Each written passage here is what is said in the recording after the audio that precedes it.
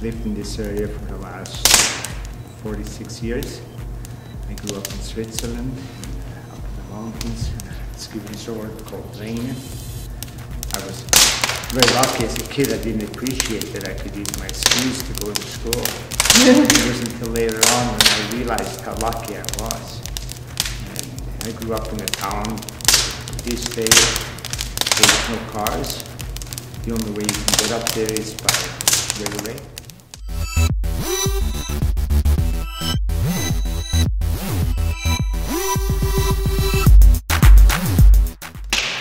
I've heard a lot about Canada, the mountains, Rockies, big country, lots of untouched places, and that's how I ended up coming to Canada. And I was very lucky when I arrived here. I got a job right away as a guide, as a climbing guide in the summer for Hans Moser.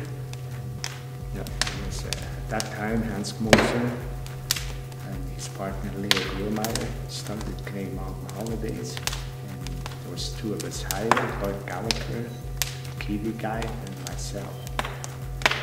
And that's how it all started. As it got busier and it grew, I ended up spending more and more time in the office too, being the chief guide, so I ended up with a lot of administrative work, which is not exactly my cup of tea. You're kidding. I'd much rather take guests out and show them the mountains. Yeah. So I started my own company here in Golden. That was in 1974. I picked Golden because Golden sits in the middle of 5 national parks. To the east we have the Rocky Mountains, to the west we have the Purcells and the Selkirks, big mountain ranges, untouched in the winter.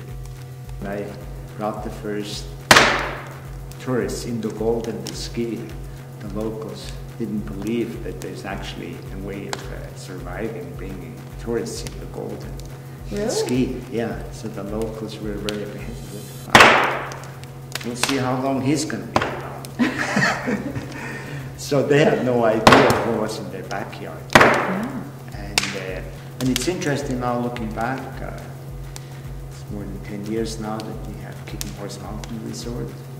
Before, for 20 years, we had the White Ski area that started about 10 years after I got here. So, so skiing has definitely had a big impact in the town.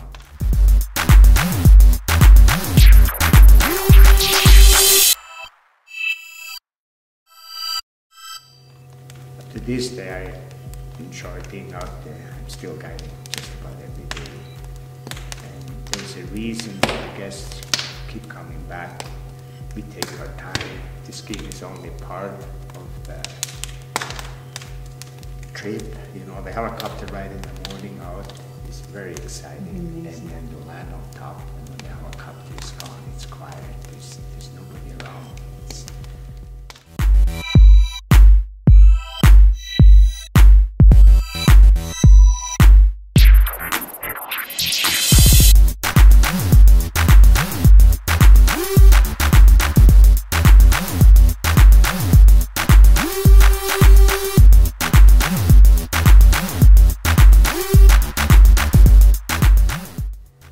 That I lease for Heli skiing is about 500,000 acres.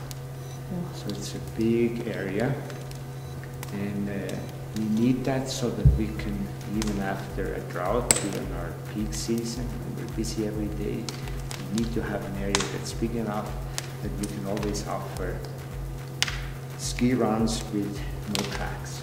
And that's why people play the big part, to be the first one, put a signature in the snow, and look back up.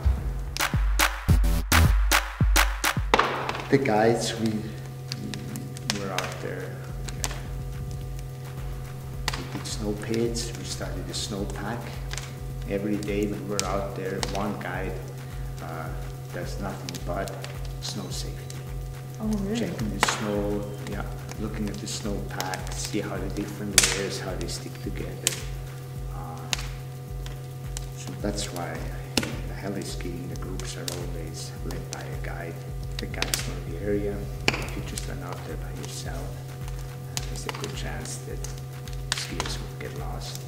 But out in the back, you push your ski pole in. There's nothing. You push the ski pole in. You don't touch anything. You just push it. If you fall on your snowboard, you try to get out.